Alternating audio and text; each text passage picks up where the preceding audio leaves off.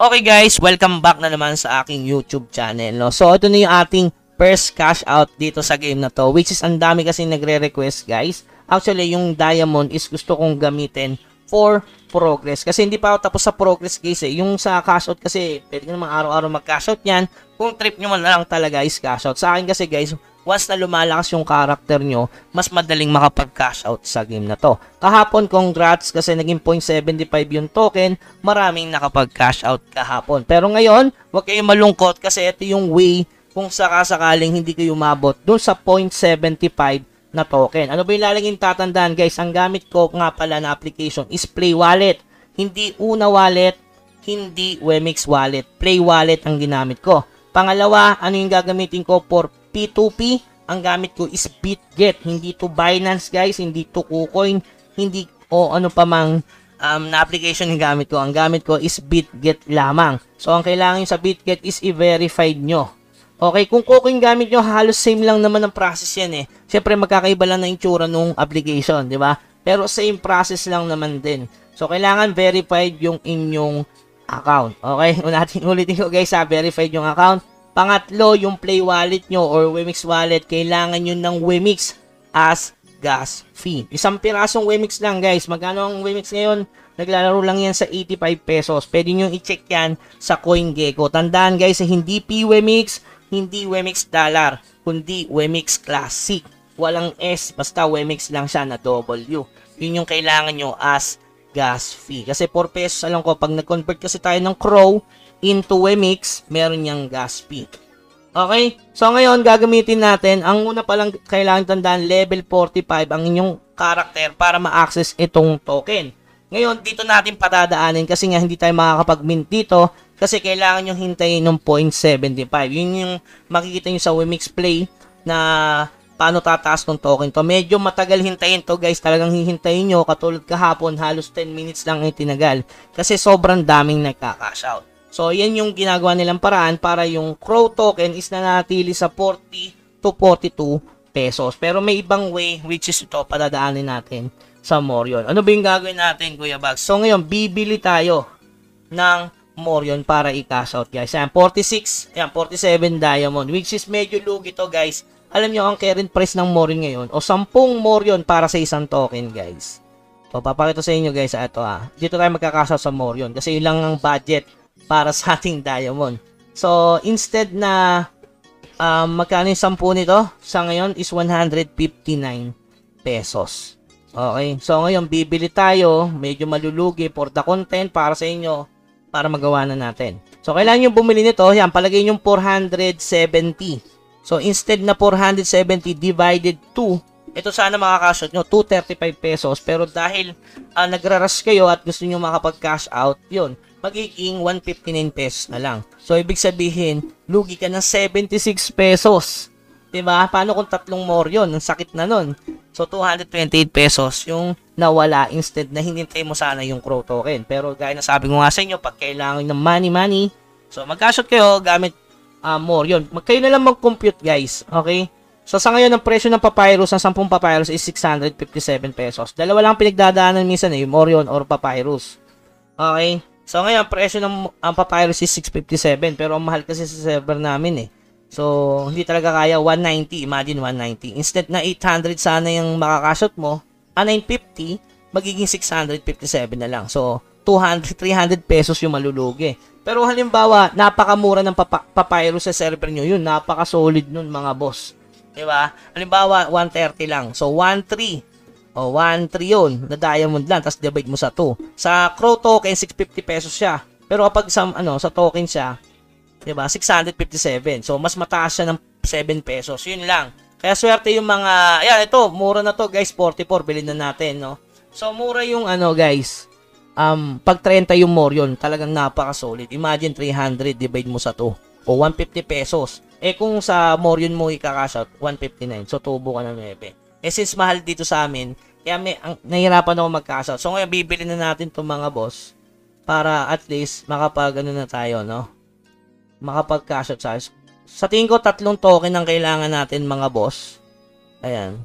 Tingnan natin, 3 token guys sa ito So, bili pa tayo. Siguro mga 2 token. Wala tayong ano, yan, diamond. Yan, nakapag-farm tayo sa Masarta. Nakapulot tayo nito. Yan o, grabe, 997. Talagang 2K per day, no? Pero sa ating mga normal na player, siguro kaya ang 300, 350 per day. Kasi nakaka 1K diamond ako. Sa server namin, guys, depende pa rin kasi yan sa server. So, bibili lang tayo ng mga Morion dito, boss. Yan, hanggang umabot tayo sa 3 token. So, ayan. Tingnan natin kung ilang token na. So, 5 token na lang mga boss kasi meron niyang ito, parang gas fee dito. So, kaya natin magtipid. So, 5 token na lang mga boss. So, bilhin natin to 3, 4, 5. Yan, dyan natin padadaanin mga boss. So, yan, pwede na siguro yan. So, ngayon, yan, imimint lang natin mga boss. Okay? Imimint natin yung token. So, babarilin nyo lang yan. Ayan, may 48. Sabi ko sa inyo, hindi to magandang way, pero dahil gusto nyo magkapera, pwede yung ganyang way. Okay? Sa mga nagmamadali. For the content lang guys, pero ayoko talagang gawin to. Pero dahil ni-request nyo, imimint nyo guys Pagka-mint nyo, magre-reflect to sa play wallet nyo. Okay? Tapos pupunta tayo sa Phoenix Dex. Okay. Gawin na natin, mint muna natin to mga guys. Ayan. Ayan. Okay na, complete na. So makita nyo, magre-reflect dapat dito yung minute natin na Morion. Tingnan natin mga boss. Tingnan lang natin na mag-reflect siya. Pag nag-reflect siya, yan. Nag-reflect na. So ayan, may 3 na tayong Morion. Kung titingnan ko sa wallet, ang presyo niya guys, yung 3 Morion ay pumapalo ng $8.5. So $8.5 times 57. So 484 pesos. Okay guys, 484 pesos yung 3 Morion. So tingnan natin kung magiging magkano na lang siya kapag kinonvert natin sa maraming process. Ito na. Dito na papasok yung mga gas fee. So unahin na natin muna yung sa Phoenix Dex. Gagawin natin siyang crow. O to, step by step guys. Panoorin nyo ng buo. Huwag kayong mag-i-skip. Ayan. Punta tayo sa Phoenix Dex. Ayan. Lalagay ko naman yung link sa baba. So nandito na yung Morion natin, pihado. So refresh lang natin mga boss. Ayan. So meron na tayong 3 Morion. Siguro. So ayan. Isell natin sa market. Ayan. Dito. Dito natin ibenta. Ayan. Hop! Ayan, may 3 tayong Morion. So ayan, nakita nyo naman yung presyo. $8.36. So times 57. 8.5 dito, iba talaga sa Play Wallet, no? Pero kasi dito binebenta yun eh. Guys, andahan-dahanin ko nga pala dito, no? So, dalawa yan, buy and sell. Yung sell, kapag dito mo siya binenta, automatic. Guys, magre-reflect na agad yan. Pero kapag dito ka nagbenta, hihintayin mo pang may bumili. Kasi ito, seller, ayan, kita nyo naman. Pag pula, seller, ang blue, yung mga buyer. So, ito, may buyer dito sa 0.75, pwede ka magbenta dito, boss. Okay, ayan, na tumataas, bumababa. So, ibenta na natin dito, mga boss, para mabilis tayo. So, nasa sa inyo na lang, click nyo lang to, para ito yung magre-reflect yung price dito. So, ulitin ko lang ulit, guys. Alam ko yung iba, may hirapan, o pinutin natin dito, Phoenix Dex. Kung ano yung binibenta mo, syempre, Morion. Hindi tayo papyrus, hindi sa gear. Click nyo lang yung Morion ulit. Ulitin ulit natin para dahan-dahan lang. Dahan-dahan lang. Alright. So, ayan. 3.75. Hintayin mo ba tumaas? Syempre, hindi na. For the content. Yan. Naging 8 point. Kung dito sa ano bininto, ang laki, Pero dito natin ibebenta. So, siguro nagre-reflect dun sa ano, ito. Kung saan merong nagbebenta dito. Okay. Magiging seller ka kasi dito, Dito tayo. May bumibili ng 16 pieces. Ayan, kita nyo naman kung ilang piece ang binibili. So, dito natin ibebenta yan. Magre-reflect na agad yan sa ating wallet. So, meron tayong 3 crow plus 8. So, meron tayong 11. Magiging 11 na yung ating crow, mga boss. So, benta na natin to. Place sa, place sell lang, guys. Ayan. Sige, I have agreed. Kita ba? Baka hindi naka-record. Ayan. I have agreed. So, okay na natin, mga boss. Ayan, babarilin ulit pala natin. Ayan, ibabarilin lang ulit sa Play Wallet, mga boss. Aba, hindi nag-reflect sa pa nga. Ayun. Trading consent for token utility is required. Approve. Hala, na ganon? May ganon na naman. Kakabaril ko lang So, kailangan ulit natin barilin, guys, no? So, medyo mahigpit pala sila sa ganyan. Ayan, approve. Kailangan approve, allow.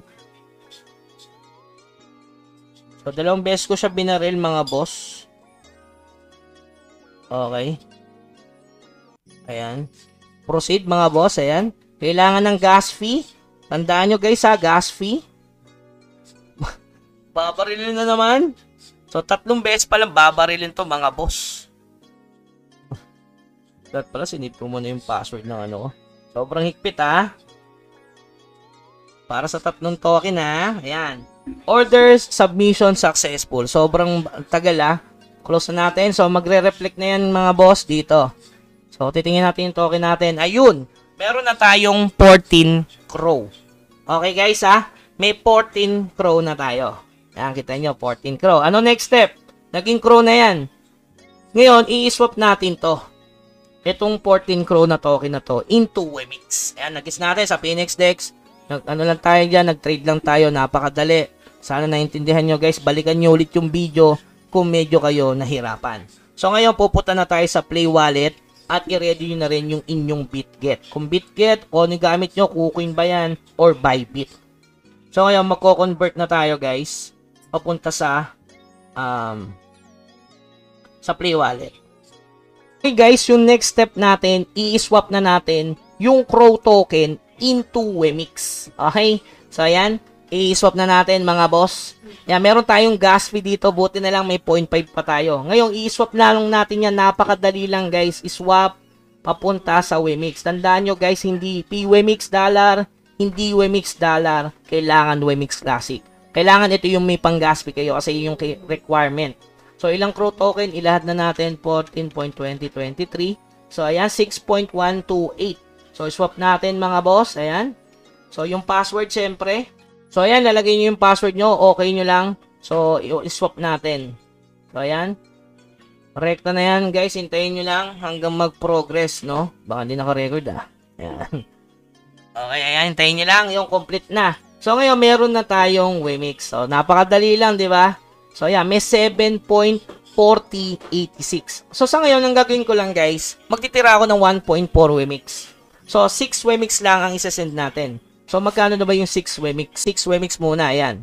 May 6 Wemix tayo. So, 510 pesos, guys. O, hindi yan tumaas kasi 14, ang na-cash out lang naman natin na token eh, 10 lang ata kasi may 3 tayo eh. So, 11 token lang. So, sakto lang yan. So, 510 pesos yung 6 na Wemix. Kasi kailangan natin is 5 USDT, which is around 300 pesos para sa BitGet. So, ayan, titirahin na natin yan mga boss. Ayan, dahan-dahan tayo. So, ngayon, isesend na natin to. Saan natin isesend? Transfer. So, anong ID mga boss? So, punta kayo sa deposit. Ayan, deposit. BitGet ang gamit ko, verified to. I-click nyo lang yung Wemix. Tapos, eto. Wemix mainnet. Tapos, copy nyo yung address mga boss. Tapos, punta kayo sa Wemix. Ilagay nyo lang dito. Address, eto. Ayan, next. Tapos, ilan? 6 lang. So, may gas fee ulit yan mga boss. Ayan, may gas fee ha. O, lagay yung password. Yan. So, ayan, sinend na natin yung 6 Wemix natin papunta sa BitGet. So, ayan, 1.4 na lang yung natira. Magkano yung 1.4 mga boss? Ayan, bagbag. Yan, $2 pa siya. So, nasa 100 pesos. So, magtabi kayo ng dyan, ng pang-gas fee. So, syempre, mawawala na yung token natin dito sa laro. No, wala na, boss. Wala na yan. So, pag ni-refresh siya, mawawala yan. Betlog na, mga boss. So, yon. So, tingnan na lang natin. Papunta sa BitGet. AFK muna tayo, mga boss. Ayan, BitGet. Dito tayo makikipag-trade muna pag dumating na. So, alam ko, darating na yun. So, tingnan natin yung balance natin. Pag tumaas na yung balance natin, ibig sabihin dumating na yun, mga boss. So, refresh nyo lang. So, maghintay lang tayo ng ilang minutos, ha? Yan. Ayan, deposit spot. Punta tayo sa spot account. Ayun, meron na pending mga boss. Naka-pending na. Ayan, oh. So, ayan. Validating mga boss. Hintayin natin dumating. Habang hinihintay natin guys, ulitin ko lang ulit. Kailangan verified kayo sa BitGet. Kung anong gamit yung wallet, Kucoin man yan o Bybit. Ayan, ang gamit ko is BitGet. Nandyan sa link sa baba. Pangalawa, Play Wallet ang gamit ko. Kung gamit nyo is Wemix Wallet, babarilin nyo lang naman dito yun sa Phoenix Dex. Diba? So, yon. Yung pangatlo, kailangan level 45 yung character. At saka, guys, sa totoo lang, ayoko talagang padaanin dito sa Morion kasi nga, medyo lugi, masakit. Diba? So, isipin mo, sayang yung 200 pesos. Pero dahil nagmamadali kayong mag-cash out, para makita nyo rin na kayang-kaya nyong kumita ng at least 300 per day kung sa more yun yung padadaan. Basta naka-farm kayo ng 1K diamond. Kaya napaka-solid ng game. Imagine, free-to-play ka lang. Pero, kita nyo naman kung gaano kalaki ang kitaan dito. Yung success na, mga boss. So, nag-reflect na yan. Ayan, may 10 USDT na tayo. Ngayon, iti-trade na natin yan sa P2P. Ano mo muna pala? Ima-market muna natin yan papuntang USDT. Sa USDT. So, i-trade nyo lang. Type nyo lang dito, Wemix. Ayan, to USDT. So, ngayon, dito, kailangan at least 5 USDT, kasi may maximum sila, eh. Okay. So, hanapin natin. Siyempre, pag magbebenta tayo, dito tayo magbenta, mga boss. O, ganun ulit. Pag magbebenta ka ng Wemix, mga boss, ayan. Pang. O, dito natin ibebenta yung 6 Wemix. Pag dito gusto nyo ibenta dito, boss, maghihintay pa kayo. Pero ang taas nito, no? Hintayin natin tumaas pa, mga boss. No? Tataas pa kaya to? Yan, bumababa. Benta ko na dito, mga boss. Bumababa, eh. Pero kung dito kasi sana, sayang magkano rin yun. 8.8. Yan. 69. Nilalaro talaga, no? So, benta na natin dito, mga boss. 1.469. Pero kayo mag-buy. Pag dito nyo kasi sinel, mukhang matagal, eh. Dito na lang tayo mag-sell para for the content lang naman, mga boss, Hindi tayo trader. Pinapakita lang sa inyo. Kung nalilito kayo, pwede kayong mag-market. I-max nyo. Ayan. 8.4371, eh. So, dito tayo sa limit. Ayan. Dito tayo magbenta, mga boss. Ayan. Kasi mas malaki siya. Ayun, oh. Okay, dito natin benta, mga boss. Ayun, oh, tumaas. Ayan. Pwede kasi yan, nataas-taas, eh, oh.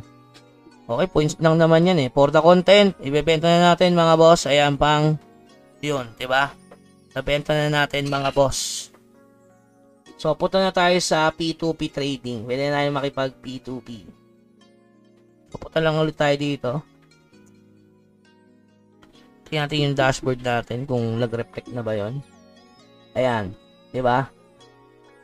Napakalupet. Meron tayong USDT ngayon, makikipag P2P na tayo, mga boss. Buy crypto, P2P trading. So, click nyo ng buy crypto, P2P trading. Hanap kayo dito ng magsasell ka ng USDT, syempre. Hanap kayo ng GCash. Click nyo lang to, PHP, ayan. All payment method, syempre, GCash, mga boss. Ayan. Okay? So, pwede dito, 57 pesos ang bili niya sa isang kaso ang limit is 500. Hanap kayo ng at least yung gising, no? Ito, pwede to. Siguro sa exchange, completion 96. Pwede to, mga boss, dito. Okay. So, ayan, guys. Pwede tayo magbenta dito. Transfer muna pala natin yung ating all USDT. From spot to funding. Madali kasi dito, eh. Hindi mo na kailangan pumunta pa dun sa spot to funding, diba? Ayan. Para ma-max na natin. 503 pesos, mga boss. So, gising ba to? 2 minutes average release. Okay. So, ayan. Ibenta na natin, mga boss. Ayan. Sell USDT. So, yung verification. Ayan. Tingnan natin, mga boss. Kailangan natin i-send yung code. Ayan. Medyo mahigpit lang ng konti dito. Kailangan talaga medyo tama yung inyong email na ginagamit, mga boss. Kasi, magte-text ng security yan, eh. Kaya kailangan verified, eh. Okay? Yan. So, hintayin lang natin, confirm. At saka maganda dito, guys. Ano to? GCash first to. Okay? So, ayan. Nandito na tayo. Type nyo lang GCash. Ayan, hintayin natin si Pogi na isend sa atin sa GCash. Okay? So, ayan. Madali lang mag-setup ng payment yan, guys. Magre-required naman yun, eh. Pupuntahin muna kayo sa payment. Basta verified ang inyong BitGet. Kailangan verified yung BitGet, guys. Yan. Magsasending na siya, mga boss. Okay. So, ayan. I-chat nyo lang na i-chat hanggang maka-ano kayo, guys. Naka-record ba? So, ayan. Hintayin nyo lang. Magsasend na siya. So, abangan nyo yung Gcash, syempre, mga boss. Ayan. Magsasend yan ng naisend nyo na yung Gcash, mga boss. So, ayun ang kinaganda sa P2P. Mabilis naman ang transaction, eh. Actually, no? So, hintayin nyo lang. Refresh nyo yung Gcash nyo. So, magsasend siya ng 500 plus dapat. So, 503. Bago kayo mag-release. Kaya maganda P2P kasi una dyan, Gcash. Hindi rin kayo pwedeng dyan, guys, kasi ma-hold din yun. Hindi nyo makakasya, masisira pa. Yun, nasend na agad, guys. So, i-release na natin. Ayun. So, i-confirm na natin na na-send na nyo na agad. Napakabilis mga boss. Confirm lang natin to. So, ayan. Magsasend ulit ng code sa Napakabilis mga boss. So, ayan. Na-i-release na niyan mga boss. So, yun. Easy mga boss. 503 pesos. Ilang diamond lang yun. So, yun nga. Medyo lugi dyan. Dapat nasa 700 dyan. Pero, dahil nga yun, for the content guys, ginawa ko to. Actually, for progress muna dapat ako eh. Okay, ayan o, sinend nyo na yung Gcash mga boss, ayan. Diba? Solid. Okay? So, yun. Napaka-solid, napakadali. Sana nakakuha kayo ng idea. So, balikan nyo lang yung video natin. Kung nalito kayo, guys, dinahandahan ko yan. Hindi ako fast face kasi may kailangan kayong malaman agad. Siyempre, una, BitGet ang ginamit ko. Play wallet. Pangatlo, level 45. Pang-apat, dapat may laman ang Wemix nyo. Yung play wallet, kailangan may pang-gas fee kayo. Okay? So, yun lamang guys. Sana nakatulong tong video na to regarding sa cash out. Hanggang sa muli. Paalam.